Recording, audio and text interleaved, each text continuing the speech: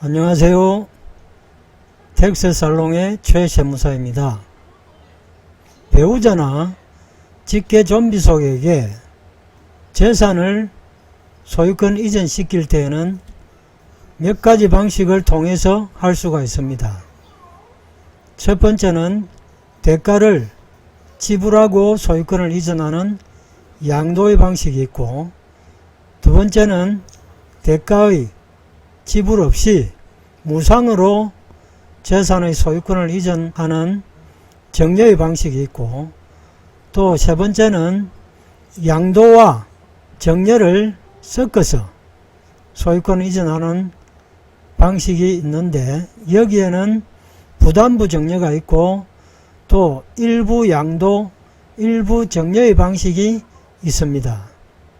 조정지구로 지정된 지역의 경우에는 두 채 이상의 주택을 소유하고 있는 경우에 은행이 대출을 해주지 않기 때문에 부담부 정려가 불가능하게 됩니다.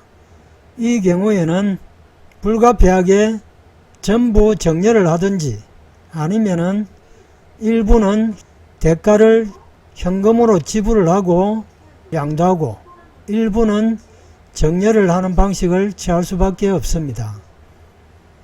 그런데 일부 양도, 일부 정려의 경우에는 인정을 받기 위해서는 세법에서 규정한 조건을 갖추어야 합니다. 오늘은 일부 양도, 일부 정려에 대해서 알아보도록 하겠습니다. 화면을 보면서 말씀드리겠습니다. 일부 양도, 일부 정려입니다. 평소에 보면 재산을 주로 부동산이 되겠죠. 배우자나 직계 좀비속에게 소유권 이전을 할 경우에 정려를 할까, 양도를 할까, 또는 부담부 정려를 할까, 이런 이야기를 많이 하고 듣습니다. 보통 부담부 정려를 하면 세금이 적게 나오더라, 이런 이야기도 듣습니다. 그런데 일부 양도, 일부 정려라는 얘기는 평소에는 잘 듣지 못합니다. 왜냐하면 대체로 배우자나 직계 좀비속에게 소유권을 이전할 경우에는 일부 양도, 일부 정려보다는 은행 부채를 안고 정려를 받는 부담부 정려를 하기 때문입니다. 그러면 부담부 정려를 하면 될 것을 왜 일부 양도, 일부 정려를 하느냐? 그 이유는 이렇습니다. 예를 들어서 A라는 사람이 현재 집을 한 채 가지고 있는데 조정지역 내에 주택을 부친이라든지 자녀라든지 배우자로부터 한 채의 주택을 정려를 받을 경우에 은행에서는 이 A에게 이 B주택에 담보되어 있는 부채에 대해서 대출을 해주지를 않습니다. 대출이 가능하여야 B가 안고 있는 부채를 안고 A의 소유로 소유권을 이전을 할 수가 있는데, A가 은행으로부터 대출을 받지 못하기 때문에 이 B의 부채를 안을 수가 없습니다. 이럴 경우에는 부담부 정려는 할 수가 없고 일부 양도, 일부 정려를 통해서 세금을 줄이는 방법을 택해야 합니다. 그래서 일부 양도, 일부 정려가 나오게 되었고, 보통 부담부 정려는 가능한데 일부 양도, 일부 정려는 불가능하다더라, 이런 얘기를 하는 경우가 있습니다.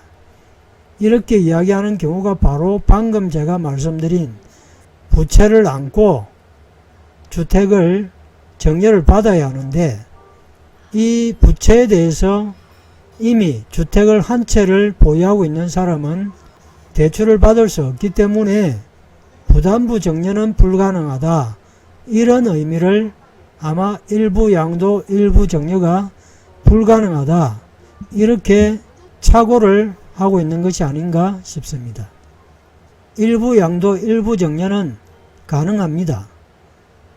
다만 상속세 및 정려세법 규정에 나오는 배우자 등의 양도한 재산의 정려 추정 규정을 잘 지켜서 거기에 맞게 정려를 해야 하기 때문에 유의해야 합니다. 한번 보도록 하겠습니다.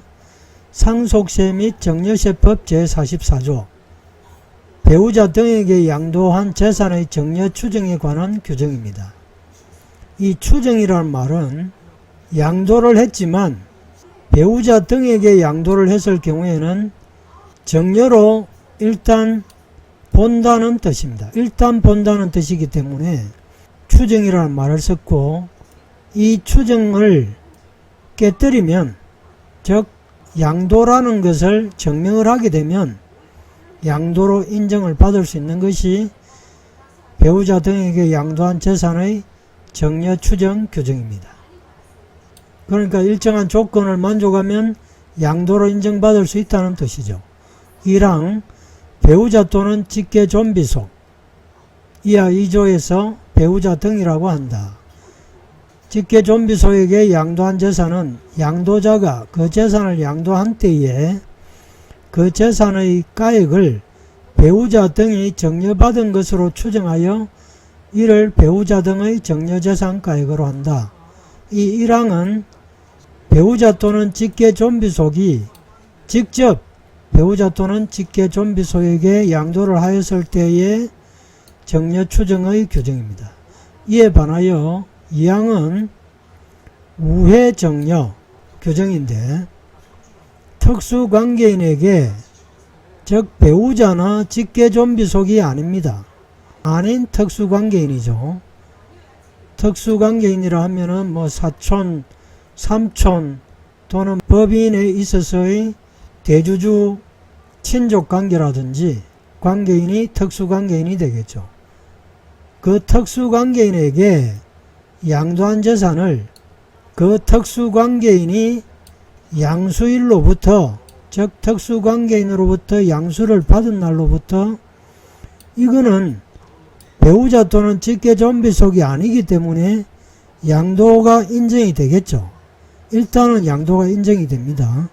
그런 상태에서 3년 이내에 당초의 양도자로 하는 것은 특수관계인에게 양도한 사람, 그 양도한 사람의 배우자 등에게 이 특수관계인 양수자가 다시 양도를 하였습니다. 이 말은 A가 양도인이고 B가 양수인이고 C가 A의 배우자나 또는 직계 존비속이라고 했을 때 A가 B에게 양도를 하고, 이거는 정려 추정의 규정이 적용이 되지 않는 것이죠. 다시 B가 C에게 3년이 지나서 양도를 하게 되면 이 경우에는 양도가 인정이 됩니다.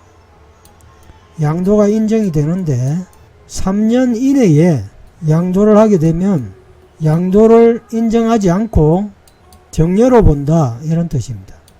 정려로 추정한다. 추정 규정은 어떤 조건을 갖추어서 깨뜨릴 수 있다고 했죠.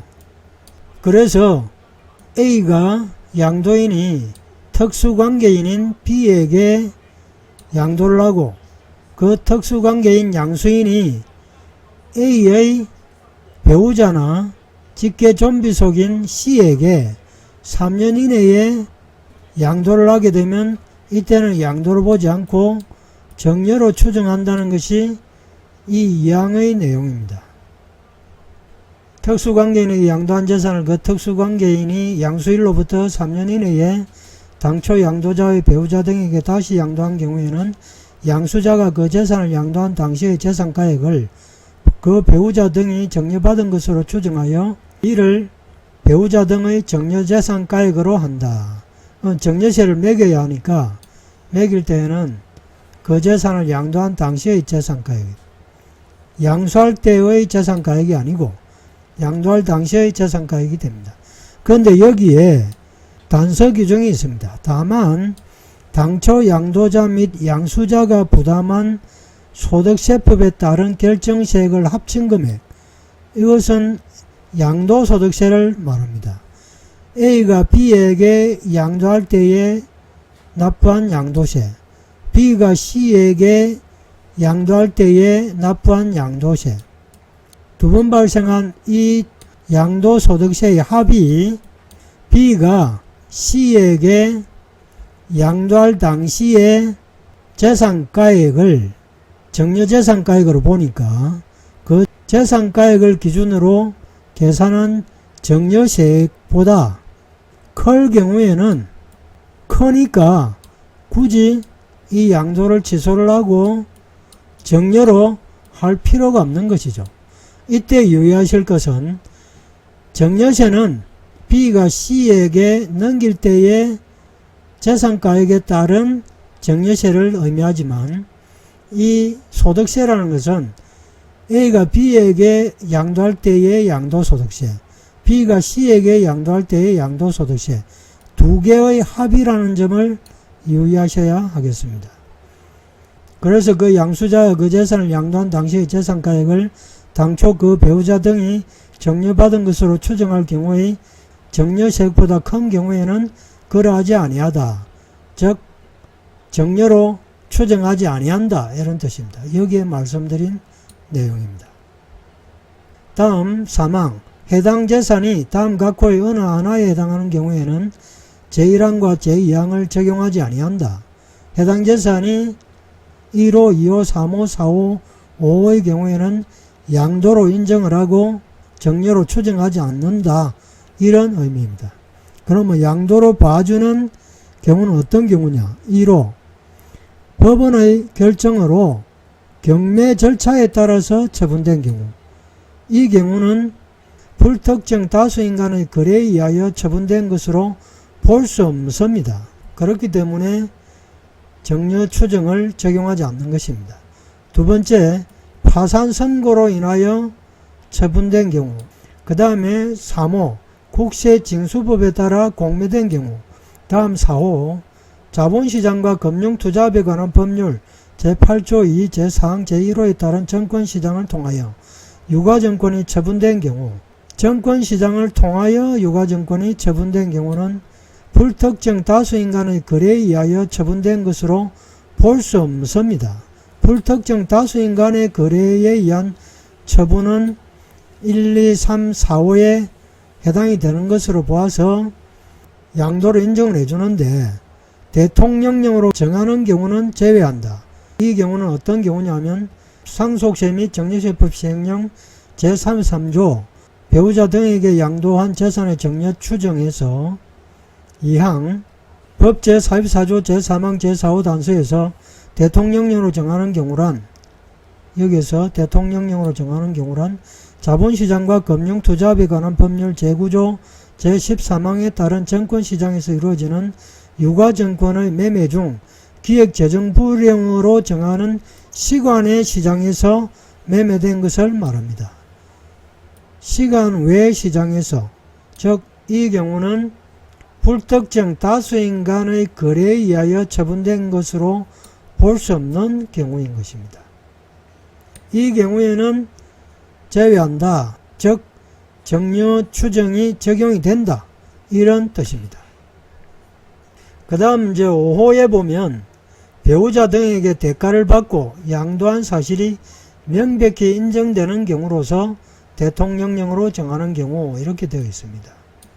그러니까 대가를 받은 사실을 증명을 해야 되는데 그것의 대표적인 증명자료가 금융자료, 즉 계좌이체, 이런 내용이 되겠습니다. 그 내용을 살펴보도록 하겠습니다. 제3항 법 제44조 제3항 제5호에서 대통령령으로 정하는 경우란 다음 각호의 어느 하나에 해당하는 경우를 말한다. 1호 권리의 이전이나 행사의 등기 또는 등록을 요하는 재산을 서로 교환한 경우, 교환한 경우에는 서로 대가를 받았다고 볼 수 있기 때문에 또 차액에 대해서는 정산을 하게 되어 있죠. 그럴 경우에는 양도로 인정을 해주고 정려추정 규정을 적용하지 않는다, 이런 의미입니다. 2호, 당의 재산의 취득을 위하여 이미 과세 받았거나 신고한 소득금액, 이것이 결국은 계좌 이체를 위해서 송금한 금액이 될 수 있는 것이죠. 왜냐하면 계좌에 저금이 되어 있다는 얘기는 그 사람의 소득금액이 되는 것이고, 그 소득금액은 이미 과세가 되었을 것입니다. 근로소득이라면 근로소득세로서 과세가 되었을 것이고, 사업소득이라면 사업소득세로서 과세가 되었을 것입니다. 또는 상속 및 수정재산의 가액으로 상속받거나 수정받은 재산을 처분을 해서 그 가액으로 양도받은 재산에 대한 대가를 지급한 사실이 입증되는 경우에는 양도로 인정을 하고 정려추정 규정을 적용하지 않는다는 의미입니다. 3호는 당의 재산의 취득을 위하여 소유재산을 처분한 금액으로 그 대가를 지급한 사실이 입증되는 경우, 소유재산은 여러 가지가 있을 것입니다. 이때는 꼭 부동산뿐만 아니라 동산도 해당이 될 수 있겠죠. 4번 양도 정려가액의 산정입니다. 공동주택, 아파트의 경우에는 정려 전 3개월, 정려 후 6개월 이내에 거래 사실이 있다면 그 거래가액, 거래 사실이 없다면 그 기간 동안의 국토부의 유사매매 사례가액을 양도 정려가액 평가액으로 하여야 할 것이고, 상가나 토지, 단독주택 등의 경우에는 정려 전 3개월, 정려 후 6개월 이내에 거래 사실이 있다면 그 거래가액을 양도 정려가액으로 하고, 거래가액이 없다면 감정평가가액으로 하고, 또 감정평가가액도 없다면 기준시가가 양도 정려가액이 될 것입니다. 5번째, 취득세의 납부입니다. 양도부는 양도에 따른 취득세를 납부를 하고, 정려부는 정려에 따른 취득세를 납부를 해야 한다. 이 양도에 따른 취득세율과 정려에 따른 취득세율이 다릅니다. 그렇기 때문에 양도분에 대해서는 양도에 따른 취득세율에 따라서 납부를 하고, 정려분에 대해서는 정려에 따른 취득세율에 따라 취득세를 납부하여야 한다 하는 의미입니다. 오늘은 일부 양도, 일부 정려를 인정받기 위해서 상속세 및 정려세법에 어떤 규정을 어떻게 지켜야 하는지에 대해서 알아보았습니다. 감사합니다.